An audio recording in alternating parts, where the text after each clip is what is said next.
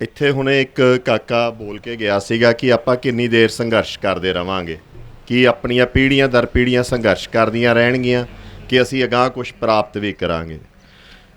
ਪ੍ਰਾਪਤੀਆਂ ਬਹੁਤ ਨਿਕਲੀਆਂ ਬੜੇ ਸੰਘਰਸ਼ਾਂ 'ਚੋਂ, ਪਰ ਕੋਈ ਵੀ ਕੌਮ ਜਦੋਂ ਸੰਘਰਸ਼ ਕਰਦੀ ਹੈ ਜਾਂ ਲੋਕ ਸੰਘਰਸ਼ ਕਰਦੇ ਆ ਤਾਂ ਉਹਦਾ ਮੁੱਖ ਮੁੱਦਾ ਹੁੰਦਾ ਕਿ ਅਸੀਂ ਆਉਣ ਵਾਲੀਆਂ ਆਪਦੀਆਂ ਨਸਲਾਂ ਨੂੰ ਇੱਕ ਚੰਗੀ ਜ਼ਿੰਦਗੀ ਦੇ ਸਕੀਏ। ਇੱਥੋਂ ਜੇ ਆਪਾਂ ਖੜ੍ਹੇ ਹੋ ਕੇ ਵੇਖੀਏ, ਇਹ ਧਰਤੀ ਇੰਨੀ ਸੋਹਣੀ ਆ, ਇੱਥੇ ਜ਼ਰਖੇਜ਼ ਧਰਤੀ ਆ। ਦੁਨੀਆ ਦੇ ਮੈਂ ਬਹੁਤ ਮੁਲਕਾਂ ਨੂੰ ਵੇਖਿਆ, ਇੰਨੀ ਸੋਹਣੀ ਧਰਤੀ ਕਿਤੇ ਕਿਤੇ ਹੀ ਮਿਲਦੀ ਆ। ਬਹੁਤ ਸੋਹਣੇ ਜਵਾਨ ਆ ਸਾਡੇ ਕੋਲੇ, ਅਸੀਂ ਮਿਹਨਤ ਕਰਦੇ ਹਾਂ, ਬਾਹਰ ਜਾ ਕੇ ਅਸੀਂ ਬਹੁਤ ਪ੍ਰਾਪਤੀਆਂ ਕਰਦੇ ਹਾਂ, ਪਰ ਐਸੀ ਕੀ ਗੱਲ ਆ ਕਿ ਵੀ ਇੱਥੇ ਸਾਨੂੰ ਉਹ ਜ਼ਿੰਦਗੀ ਨਹੀਂ ਮਿਲਦੀ, ਜੋ ਐਸਪੀਰੇਸ਼ਨਸ ਜੋ ਸਾਡੇ ਨੌਜਵਾਨ ਰੱਖਦੇ ਆ ਉਹ ਨਹੀਂ ਮਿਲਦੀ। ਇਹ ਸਾਨੂੰ ਸਮਝਣ ਦੀ ਲੋੜ ਆ। ਪਿਛਲੇ 50 ਸਾਲਾਂ 'ਚ ਅਸੀਂ ਬੇਅੰਤ ਸੰਘਰਸ਼ ਕੀਤੇ, ਬੇਅੰਤ ਲੜਾਈਆਂ ਲੜੀਆਂ, ਬੇਅੰਤ ਮੋਰਚੇ ਲਾਏ, ਅਤੇ ਇਹ ਕਿਤੇ ਵੀ ਸਾਡੀ ਉਹ ਜਿੱਤ ਪ੍ਰਾਪਤ ਨਹੀਂ ਅਸੀਂ ਕਰ ਸਕੇ। ਸਾਨੂੰ ਹਰ ਵਾਰੀ ਨਵੀਆਂ ਨੀਤੀਆਂ, ਨਵੇਂ ਫੈਸਲੇ, ਨਵਿਆਂ ਦੇ ਉਲਟ ਲੜਨਾ ਪਿਆ। ਕੁਛ ਸੋਧਾਂ ਕਰਵਾ ਲੈਂਦੇ ਹਾਂ, ਫਿਰ ਅਸੀਂ ਉਹਨੂੰ ਜਿੱਤ ਸਮਝ ਲੈਂਦੇ ਹਾਂ। ਜੇ ਮੈਂ ਗਲਤ ਨਾ ਹੋਵਾਂ ਤਾਂ ਤਕਰੀਬਨ 100 ਸਾਲ ਪਹਿਲਾਂ ਅਸੀਂ ਲਾਸਟ ਆਪਦੀ ਜਿੱਤ ਪ੍ਰਾਪਤ ਕੀਤੀ ਸੀ 1920 ਦੇ 1925 ਦੇ ਆਸ-ਪਾਸ, ਜਿਹਦੇ ਵਿੱਚੋਂ ਸ਼੍ਰੋਮਣੀ ਅਕਾਲੀ ਦਲ ਅਤੇ ਸ਼੍ਰੋਮਣੀ ਗੁਰਦੁਆਰਾ ਪ੍ਰਬੰਧਕ ਕਮੇਟੀ ਨਿਕਲੀ ਸੀ। ਉਦੋਂ ਬਾਅਦ ਪਿਛਲੇ 100 ਸਾਲਾਂ ਦੇ ਵਿੱਚ ਸੰਘਰਸ਼ ਤਾਂ ਅਸੀਂ ਬਹੁਤ ਕੀਤੇ, ਰਹਿਤਾਂ ਵੀ ਬਹੁਤ ਲਈਆਂ, ਸੋਧਾਂ ਵੀ ਬਹੁਤ ਕਰਵਾਈਆਂ, ਪਰ ਕੋਈ ਐਸਾ ਸਥਾਈ ਫੈਸਲਾ ਨਹੀਂ ਕਰ ਸਕੇ ਕਿ ਸਾਨੂੰ ਵਾਰੀ-ਵਾਰੀ ਇਸ ਜਗ੍ਹਾ 'ਤੇ ਨਾ ਆਉਣਾ ਪਵੇ। ਦੁਬਾਰਾ ਲਾਮਬੰਦ ਹੋਣਾ ਪੈਂਦਾ। ਅੱਜ ਵੀ ਅਸੀਂ ਲਾਮਬੰਦ ਹੋਏ ਹਾਂ, ਪਰ ਕੀ ਸਾਨੂੰ ਇਹ ਯਕੀਨ ਆ ਕਿ ਕੋਈ ਹੋਰ ਐਸੀ ਨੀਤੀ ਨਹੀਂ ਆਊਗੀ, ਹੋਰ ਐਸਾ ਕੋਈ ਫੈਸਲਾ ਨਹੀਂ ਆਊਗਾ, ਜਾਂ ਹੋਰ ਐਸਾ ਕੋਈ ਕਾਨੂੰਨ ਨਹੀਂ ਆਊਗਾ ਕਿ ਸਾਨੂੰ ਦੁਬਾਰਾ ਲਾਮਬੰਦੀ ਕਰਨੀ ਪਊ? ਤਾਂ ਅਸੀਂ ਇੱਕ ਉਹ ਕੌਮ ਬਣ ਗਏ ਹਾਂ ਜਿਹੜੀ ਕੌਨਸਟੈਂਟਲੀ ਐਟ ਬੈਟਲਫੀਲਡ ਜਾਂ ਕੌਨਸਟੈਂਟਲੀ ਐਟ ਵਾਰ ਹੋ ਵਾਲੀ ਗੱਲ ਹੈ ਕਿ ਹਰ ਵਾਰੀ ਇਹ ਭਾਣਾ ਵਾਪਰਦਾ ਸਾਡੇ ਨਾਲ, ਅਸੀਂ ਫੇਰ ਲੜਨ ਆਉਣੇ ਆ। ਉਹਦਾ ਕਾਰਨ ਕੀ ਆ? ਸਭ ਤੋਂ ਮੁੱਖ ਗੱਲ ਸਾਨੂੰ ਸਮਝਣ ਦੀ ਲੋੜ ਆ ਕਿ ਉਹਦੀ ਜੜ੍ਹ ਕਿੱਥੇ ਆ। ਜੇ ਆਪਾਂ ਪਿਛਲੇ 40-50 ਸਾਲਾਂ 'ਚ ਸਾਨੂੰ ਜੇ ਆਪਦੇ ਜੋ ਅਸੀਂ ਟਰੋਮਾਸ 'ਚੋਂ ਜਾਂ ਦਿੱਕਤਾਂ 'ਚੋਂ ਨਿਕਲੇ ਹਾਂ, ਤਾਂ ਸਾਨੂੰ ਇਹ ਪਤਾ ਲੱਗਿਆ ਕਿ ਸਾਡੇ ਫੈਸਲੇ ਕੋਈ ਗੈਰ ਕਰਦਾ ਪਿਆ। ਉਹ ਆਪਦੇ ਪਰਸਪੈਕਟਿਵ ਨਾਲ ਫੈਸਲੇ ਕਰਦਾ ਹੈ। ਉਹ ਗੈਰ ਆ ਜਿਹਨੂੰ ਅਸੀਂ ਆਪਦਾ ਸਮਝਦੇ ਸੀ, ਉਹ ਆਪਦੇ ਹਿਸਾਬ ਨਾਲ ਫੈਸਲੇ ਕਰਦਾ ਹੈ। ਉਹ ਆਪਦੀ ਜ਼ਰੂਰਤਾਂ ਦੇ ਹਿਸਾਬ ਨਾਲ, ਆਪਦੇ ਮੁਫਾਦਾਂ ਦੇ ਹਿਸਾਬ ਨਾਲ ਸਾਡੇ ਫੈਸਲੇ ਕਰਦਾ ਹੈ। ਅੱਜ ਇਹ ਤਿੰਨੇ ਕਾਨੂੰਨ ਰੱਦ ਵੀ ਹੋ ਜਾਣ, ਬੰਦ ਖਤਮ ਵੀ ਹੋ ਜਾਣ, ਤਾਂ ਕੀ ਅਸੀਂ ਸੁਖੀ ਹੋ ਜਾਵਾਂਗੇ? ਕੀ ਅਸੀਂ ਐਜੂਕੇਸ਼ਨ ਪੋਲਿਸੀ ਨਾਲ ਸਹਿਮਤ ਹਾਂ? ਕੀ ਅਸੀਂ ਲਿੰਗੁਇਸਟਿਕ ਪੋਲਿਸੀ ਜਿਹੜੀ ਹੈ ਉਹਦੇ ਨਾਲ ਸਹਿਮਤ ਹਾਂ? ਕਿ ਪੰਜਾਬ ਦੇ ਇਲਾਕਿਆਂ ਦੀ ਵੰਡ ਜੋ ਸਾਨੂੰ ਮਿਲਿਆ ਉਹਦੇ ਨਾਲ ਅਸੀਂ ਸਹਿਮਤ ਹਾਂ? ਸਾਡੀ ਐਂਡਲੈਸ ਬੈਟਲ ਆ। ਹੋਰ 2-4 ਇਸ ਤੋਂ ਬਾਅਦ ਹੋਰ ਆ ਜਾਣਗੇ, ਫਿਰ ਅਸੀਂ ਲਾਮਬੰਦ ਹੋਵਾਂਗੇ। ਸੋ ਮੁਸ਼ਕਿਲ ਇਹ ਆ ਕਿ ਵੀ ਇਹ ਇੱਕ ਰਹਿਤਾਂ ਲੈਣ ਨਾਲ ਜਾਂ ਕੁਛ ਮੁੱਦਿਆਂ ਨੂੰ ਹੱਲ ਕਰਨ ਨਾਲ ਸਾਡੇ ਮਸਲੇ ਹੱਲ ਨਹੀਂ ਹੁੰਦੇ। ਕਿਤੇ ਨਾ ਕਿਤੇ ਜਿੰਨੀ ਦੇਰ ਗੈਰ ਸਾਡੇ ਫੈਸਲੇ ਕਰਦੇ ਰਹਿਣਗੇ, ਉਹਨਾਂ ਫੈਸਲਿਆਂ ਦੇ ਵਿੱਚ ਸਾਡੀ ਕੋਈ ਪੁੱਛ ਗਿੱਛ ਨਹੀਂ ਹੋਊਗੀ, ਜਾਂ ਅਸੀਂ ਉਹਦੀ ਕੋਈ ਵੀਟੋ ਪਾਵਰ ਜਾਂ ਕੋਈ ਰੋਕਣ ਦਾ ਜਾਂ ਉਹਦੇ ਵਿੱਚ ਤਰਮੀਮ ਕਰਨ ਦਾ ਹੱਕ ਨਹੀਂ ਰੱਖਦੇ ਹੋਵਾਂਗੇ ਉਨੀ ਦੇਰ ਤੱਕ ਇਹ ਫੈਸਲੇ ਆਏ ਹੀ ਹੁੰਦੇ ਰਹਿਣਗੇ। ਇਹ ਕੋਈ ਨਾ ਕੋਈ ਕਰਦਾ ਰਹੂਗਾ, ਆਪਾਂ ਉਹਦੇ ਉਲਟ ਲਾਮਬੰਦ ਹੋਵਾਂਗੇ। ਹਰੇਕ 2 ਸਾਲ ਬਾਅਦ 3 ਸਾਲ ਬਾਅਦ ਹੁੰਦੇ ਆ, ਫਿਰ ਕੁਛ ਥੋੜ੍ਹਾ ਬਹੁਤ ਉਹਦੇ 'ਚ ਰਹਿਤ ਜੀ ਲੈ ਲੈਂਦੇ ਆ, ਫਿਰ ਚੁੱਪ ਹੋ ਕੇ ਬਹਿ ਜਾਂਦੇ ਆ। ਉਦੋਂ ਨੂੰ ਇੱਕ ਨਵੀਂ ਨੀਤੀ ਆ ਜਾਂਦੀ ਆ। ਨੀਤੀਆਂ ਆਪਣਾ ਸਮੁੰਦਰਾਂ ਦੇ ਛੱਲਾਂ ਵਾਂਗੂ ਜ਼ਿਆਦਾ ਆ ਰਹੀਆਂ ਸਾਡੇ ਵਿਰੁੱਧ, ਫੈਸਲੇ ਉਹ ਜਿਹੇ ਕਾਨੂੰਨ ਜ਼ਿਆਦਾ ਆ ਰਹੇ ਆ, ਅਤੇ ਸਾਡੇ ਤੋਂ ਵਾਰੀ ਹੌਲੀ ਸਾਡੇ 'ਚ ਤਾਕਤ ਹੀ ਨਹੀਂ ਰਹਿ ਜੂਗੀ ਕਿ ਅਸੀਂ ਲਾਮਬੰਦ ਹੋਵਾਂਗੇ। ਉਹਦਾ ਆਪਾਂ ਵੇਖ ਹੀ ਰਹੇ ਹਾਂ ਕਿ ਸਾਡੇ ਬੱਚੇ ਆਲਮੋਸਟ ਫਲਾਈਟ 'ਤੇ ਹੈਗੇ, ਇੱਥੋਂ ਪ੍ਰਵਾਸ ਹੀ ਹੋ ਰਿਹਾ। ਸੋ ਮਸਲਾ ਇਹ ਹੈ ਕਿ ਜਿੰਨੀ ਦੇਰ ਅਸੀਂ ਆਪਦੇ ਫੈਸਲੇ ਆਪ ਨਹੀਂ ਲੈ ਸਕਦੇ, ਸਾਡੇ ਲੋਕ ਅਸੀਂ ਆਪਦੇ ਨਿਰਣੇ ਨਹੀਂ ਕਰ ਸਕਦੇ, ਉਨੀ ਦੇਰ ਤੱਕ ਸਾਡਾ ਹੱਲ ਨਹੀਂ। ਪਿਛਲੇ 50-60 ਸਾਲਾਂ ਦੇ ਸੰਘਰਸ਼ ਨੇ ਸਾਨੂੰ ਇਹੀ ਵਿਖਾਇਆ ਕਿ ਕਿਤੇ ਨਾ ਕਿਤੇ ਸਾਡੇ ਕੋਲੇ ਆਪਦਾ ਹੱਕ ਹੋਣਾ ਚਾਹੀਦਾ ਸਾਡੇ ਫੈਸਲੇ ਲੈਣ ਨੂੰ। ਇਹ 4 ਆਰਡੀਨੈਂਸ ਖਤਮ ਹੋ, 3 ਆਰਡੀਨੈਂਸ ਖਤਮ ਹੋ ਜਾਣ, ਕੋਈ ਹੋਰ ਨੀਤੀ 'ਚ ਸੋਧ ਹੋ ਜੇ, ਤਬਦੀਲੀ ਹੋ ਜੇ, ਉਹਦੇ ਨਾਲ ਖੁਦਕੁਸ਼ੀਆਂ ਨਹੀਂ ਰੁਕਣ ਲੱਗੀਆਂ। ਉਹ ਤਾਂ ਹੋ ਹੀ ਰਹੀਆਂ ਸੀ ਸਾਹਮਣੇ। ਆਪਣੇ ਹਾਲਾਤ ਪਹਿਲਾਂ ਹੀ ਮਾੜੇ ਸੀ, ਕਰਜ਼ੇ ਆਪਣੇ 'ਤੇ ਚੜ੍ਹ ਰਹੇ ਸੀ, ਬੱਚੇ ਆਪਣੇ ਪ੍ਰਵਾਸ ਕਰ ਰਹੇ ਸੀ।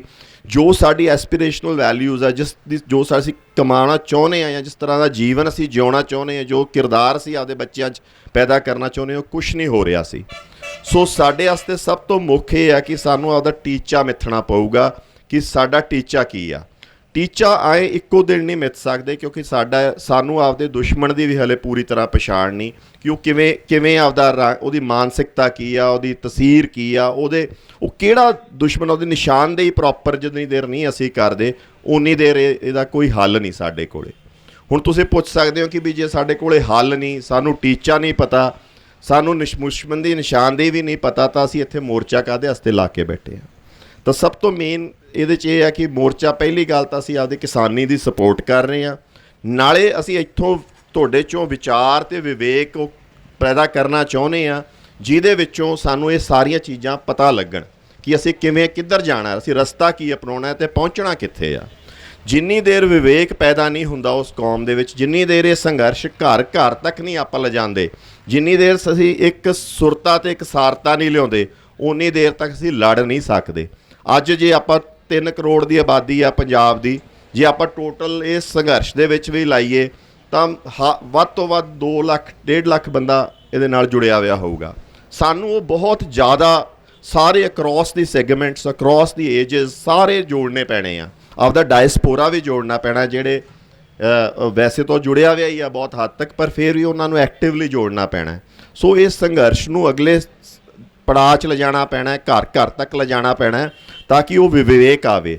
ਵਿਵੇਕ ਤੋਂ ਬਾਅਦ ਜਦੋਂ ਤੁਸੀਂ ਲੜਨ ਲੱਗੋਗੇ ਤਾਂ ਤੁਹਾਡੇ ਸਿਦਕ ਟੈਸਟ ਹੋਣਗੇ, ਇੱਥੇ ਤੁਹਾਡਾ ਜੁਝਾਰੂਪਣ ਟੈਸਟ ਹੋ, ਤੁਸੀਂ ਕੀ ਇਸ ਅਨੁਸ਼ਾਸਨ 'ਚ ਰਹਿ ਕੇ ਲੜ ਸਕਦੇ ਹੋ ਕਿ ਨਹੀਂ ਲੜ ਸਕਦੇ। ਅਤੇ ਜਿੱਦਣ ਤੁਸੀਂ ਕੋਈ ਪ੍ਰਾਪਤੀ ਕਰ ਲਈ ਉਦਣ ਤੁਹਾਡੇ ਤਿਆਗ ਟੈਸਟ ਹੋਣਗੇ ਕਿ ਕੀ ਉਹ ਪ੍ਰਾਪਤੀ ਤੋਂ ਬਾਅਦ ਤਾਂ ਨਹੀਂ ਤੁਸੀਂ ਲੜਦੇ। ਇੱਕ ਬਹੁਤ ਸੋਹਣੀ ਅੰਗਰੇਜ਼ੀ ਦੀ ਫਿਲਮ ਹੈਗੀ ਆ ਲਾਰੈਂਸ ਆਫ ਅਰੇਬੀਆ, ਉਹ ਤੱਥਾਂ 'ਤੇ ਹੀ ਬੇਸਡ ਹੈਗੀ ਆ। ਉਹਦੇ ਵਿੱਚ ਅਰਬ ਬਹੁਤ ਦਲੇਰੀ ਨਾਲ ਲੜੇ, ਬਹੁਤ ਚੰਗੀ ਤਰ੍ਹਾਂ ਲੜੇ, ਕਬੀਲੇ ਉਹ ਜਾ ਕੇ ਉਹਨਾਂ ਨੇ ਕਬਜ਼ਾ ਕੀਤਾ, ਜਾ ਕੇ ਉਹਨਾਂ ਨੇ ਜਰੂਸਲਮ 'ਤੇ ਵੀ ਕਬਜ਼ਾ ਕਰ ਲਿਆ। ਕਬਜ਼ਾ ਕਰਨ ਤੋਂ ਬਾਅਦ ਉਹ ਇੱਕ ਦੂਜੇ ਨਾਲ ਹੀ ਲੜ ਪਏ ਉਸਦੇ ਟੇਬਲ ਦੇ ਉੱਤੇ, ਅਤੇ ਇੰਨੀ ਬੁਰੀ ਤਰ੍ਹਾਂ ਲੜੇ ਕਿ ਕੁਛ ਘੰਟਿਆਂ ਬਾਅਦ ਉਹ ਕਹਿੰਦੇ ਵੀ ਅਸੀਂ ਤਾਂ ਛੱਡ ਕੇ ਚੱਲੇ ਆ ਸਾਰਾ ਕੁਝ, ਸਾਡੇ ਤਾਂ ਇਹ ਵੱਸਦਾ ਹੀ ਨਹੀਂ ਕੰਟਰੋਲ ਕਰਨਾ। ਅੱਜ ਉਹੀ ਅਰਬ ਕਿੰਨੇ ਕਿੰਨੇ ਖਿੱਤਿਆਂ 'ਚ ਵੰਡੇ ਹੋਏ ਆ, ਐਡੀ ਵੱਡੀ ਤਾਕਤ ਨੂੰ ਅਮਰੀਕਨ ਸਾਮਰਾਜ ਆਪਦੀ ਮਰਜ਼ੀ ਨਾਲ ਚਲਾ ਰਿਹਾ। ਸੋ ਵਾਰੀ ਵਾਰੀ ਜਿਵੇਂ ਦੀਪ ਜੀ ਗੱਲ ਕਰਦੇ ਆ ਕਿ ਅਸੀਂ ਪੋਲੀਟੀਕਲ ਡਿਪਲੋਮੈਸੀ ਦੇ ਵਿੱਚ ਨਾ ਹਾਰ ਜਾਈਏ। ਅਰਬਾਂ ਦਾ ਇੱਕ ਐਗਜ਼ਾਮਪਲ ਆ ਕਿ ਐਡੀ ਵੱਡੀ ਤਾਕਤ, ਐਡੀ ਵੱਡੀ ਚੁਣੌਤੀ ਜਿਹੜੇ ਦੇ ਸਕਦੇ ਸੀ, ਅੱਜ ਉਹ ਖਿੱਤਿਆਂ 'ਚ ਵੰਡੇ ਹੋਏ ਆ ਅਤੇ ਉਹ ਪੋਲੀਟੀਕਲ ਡਿਪਲੋਮੈਸੀ 'ਤੇ ਟੇਬਲ 'ਤੇ ਹਾਰੇ। ਫਸਟ ਵਰਲਡ ਵਾਰ ਤੋਂ ਬਾਅਦ ਤੁਰਕੀ ਤੋਂ ਆਜ਼ਾਦ ਹੋ ਕੇ ਅੰਗਰੇਜ਼ਾਂ ਦੇ ਗੁਲਾਮ ਹੋ ਗਏ ਹੋ। ਸੋ ਆਪਾਂ ਨੂੰ ਕਿਤੇ ਨਾ ਕਿਤੇ ਇਸ ਸੰਘਰਸ਼ ਦੇ ਵਿੱਚੋਂ ਵਿਚਾਰ ਅਤੇ ਵਿਵੇਕ ਪੈਦਾ ਕਰਨ ਦੀ ਲੋੜ ਆ।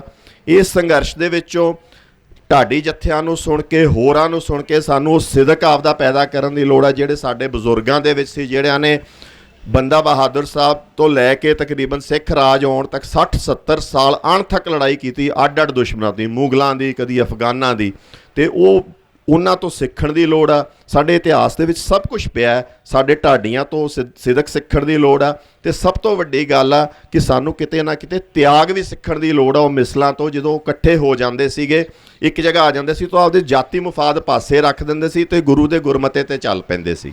ਸੋ ਸਾਰਾ ਕੁਝ ਸਾਡੇ ਬਜ਼ੁਰਗਾਂ ਨੇ ਕੀਤਾ, ਉਹਨਾਂ ਨੇ ਉਪਲਬਧੀਆਂ ਵੀ ਕੀਤੀਆਂ ਅਤੇ ਉਸੇ ਵਿੱਚੋਂ ਹੀ ਇੱਕ ਬਹੁਤ ਸੋਹਣਾ ਰਾਜ ਕਾਇਮ ਕੀਤਾ ਸੀ।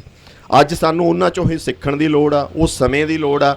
ਅਤੇ ਇਹ ਮੋਰਚੇ ਦੀ ਵੱਡੀ ਉਪਲਬਧੀ ਇਹੀ ਹੋਊਗੀ ਕਿ ਜੇ ਤੁਸੀਂ ਉਹ ਵਿਚਾਰ, ਉਹ ਵਿਵੇਕ ਅਤੇ ਉਹ ਸਿਦਕ ਇੱਥੋਂ ਸਿੱਖ ਜਾਓ, ਬਾਕੀ ਅਗਲੀ ਲੜਾਈ ਫੇਰ ਲੜੀ ਜਾਊਗੀ, ਅਗਲੇ ਟੀਚੇ ਵੀ ਜਿੱਤੇ ਜਾਣਗੇ। ਜੇ ਉਹ ਘੱਲੂ ਘਾਰੇ ਝੱਲ ਗਏ, ਜਿਵੇਂ ਆਪਾਂ ਇੱਥੇ ਹੁਣੇ ਗੱਲ ਕੀਤੀ ਕਿ 35,000 ਉੱਥੇ ਖਤਮ ਹੋ ਗਏ ਸੀ, ਉਹ ਛੋਟੀ ਜਿਹੀ ਕੌਮ ਸੀ, ਜਿਹਦੇ ਥੋੜ੍ਹੀ ਜਿਹੀ ਗਿਣਤੀ ਸੀ ਜਿਹਦੇ ਕੋਲ 35,000 ਖਤਮ ਹੋ ਗਏ। ਪਰ ਇਮੀਡੀਏਟਲੀ ਉਹਨਾਂ ਨੇ ਕੰਸੀਡਰ ਕੀਤਾ ਕਿ ਸਾਡੀ ਰਣਨੀਤੀ 'ਚ ਕੀ ਦਿੱਕਤ ਹੈਗੀ, ਅਸੀਂ ਕਿਉਂ ਹਾਰ ਰਹੇ ਹਾਂ। ਦੂਜੇ ਤੀਜੇ ਮਹੀਨੇ ਦੇ ਵਿੱਚ ਹੀ ਉਹ ਸਮਝ ਗਏ ਕਿ ਸਾਡੇ ਕੋਲ ਲਾਈਟ ਕੈਵਲਰੀ ਹੈ ਨਹੀਂ ਗੀ ਜੇ ਅਸੀਂ ਅਫਗਾਨਾਂ ਦਾ ਮੁਕਾਬਲਾ ਕਰਨਾ ਹੈ। ਅਤੇ ਇੱਥੇ ਹੀ ਤੁਹਾਡੇ ਨੇੜੇ ਹੀ ਸਰਹੰਦ ਦੇ ਥੋੜ੍ਹਾ ਜਿਹਾ ਅੱਗੇ ਜਾ ਕੇ ਆਪਣਾ ਉਹਨਾਂ ਨੇ ਸਭ ਤੋਂ ਪਹਿਲਾਂ ਇਹਨਾਂ ਤੋਂ ਸਰਹੰਦ ਦੇ ਫੌਜਦਾਰ ਤੋਂ ਲਾਈਟ ਕੈਵਲਰੀ ਖੋਈ ਕਿ ਵੀ ਇਹਦੇ ਨਾਲ ਅਸੀਂ ਹੁਣ ਲੜਾਂਗੇ। ਸੋ ਤੁਹਾਨੂੰ ਮਾਡਰਨ ਟੈਕਨੀਕਸ ਵੀ ਯੂਜ਼ ਕਰਨੀਆਂ ਪੈਣੀਆਂ, ਮਾਡਰਨ ਲੈਂਗੁਏਜ ਵੀ ਯੂਜ਼ ਕਰਨੀ ਪੈਣੀ ਆ, ਪਰ ਆਪ ਦਾ ਕਲਚਰ ਅਤੇ ਸੱਭਿਆਚਾਰ ਨੂੰ ਨਾ ਛੱਡਦੇ ਹੋਏ ਉਹਦੀ ਫਰੇਮਵਰਕ ਦੇ ਵਿੱਚ ਉਸ ਚੀਜ਼ਾਂ ਦੀ ਸਹਾਇਤਾ ਲੈ ਕੇ ਤੁਹਾਨੂੰ ਲੜਨਾ ਪੈਣਾ। ਸੰਘਰਸ਼ ਬਹੁਤ ਲੰਬਾ ਹੈ, ਕੋਈ ਛੋਟਾ ਨਹੀਂ।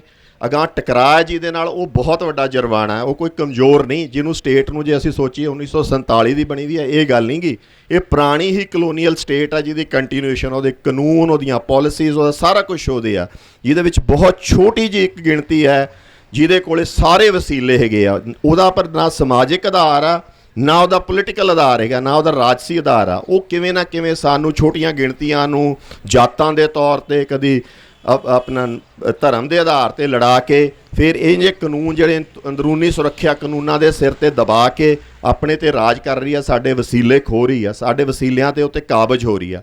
ਅੱਜ ਇਹ ਅਗਲੀ ਲੜਾਈ ਆ ਜਿਹੜੀ ਤੁਹਾਡੀ ਕਿਸਾਨੀ ਦੀ ਆ, ਇਹ ਵੀ ਵਸੀਲਿਆਂ ਦੀ ਲੜਾਈ ਆ।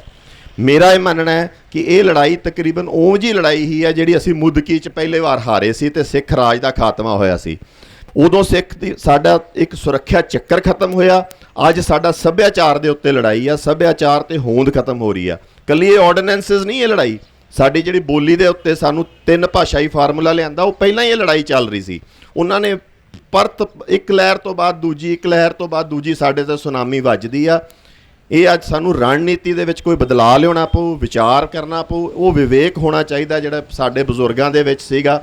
ਉਹਨਾਂ ਨੇ ਵੀ ਤਾਂ ਉਨੇ ਹੀ ਮੁਸ਼ਕਲ ਸਮੇਂ 'ਚ ਲੜੇ ਸੀ, ਉਨੀਆਂ ਹੀ ਮੁਸ਼ਕਲਾਂ ਉਹਨਾਂ ਦੇ ਸਾਹਮਣੇ ਸੀ। 3 ਪਾਸੇ ਦੁਸ਼ਮਣ ਸੀ, ਉਹਨਾਂ ਕੋਲੇ ਵਸੀਲੇ ਹੀ ਹੈ ਨਹੀਂ ਸੀ। ਅੱਜ ਆਪਾਂ ਉਹਨਾਂ ਨਾਲੋਂ ਬਹੁਤ ਬਿਹਤਰ ਆ। ਸਾਡੇ ਕੋਲ ਪੜ੍ਹਾਈ ਆ, ਵਸੀਲੇ ਆ, ਪਰ ਸਾਡੇ ਕੋਲੇ ਇਕਸੁਰਤਾ ਤੇ ਇਕਸਾਰਤਾ ਹੈ ਨਹੀਂ। ਜਿੰਨੀ ਦੇਰ ਅਸੀਂ ਉਹ ਇਕਸੁਰਤਾ ਤੇ ਇਕਸਾਰਤਾ ਨਹੀਂ ਲਿਆਵਾਂਗੇ, ਉਨੀ ਦੇਰ ਸਾਡੀ ਲੜਾਈ ਕਾਮਯਾਬ ਨਹੀਂ ਹੋਊਗੀ। ਵਾਹਿਗੁਰੂ ਜੀ ਕਾ ਖਾਲਸਾ, ਵਾਹਿਗੁਰੂ ਜੀ ਕੀ ਫਤਿਹ।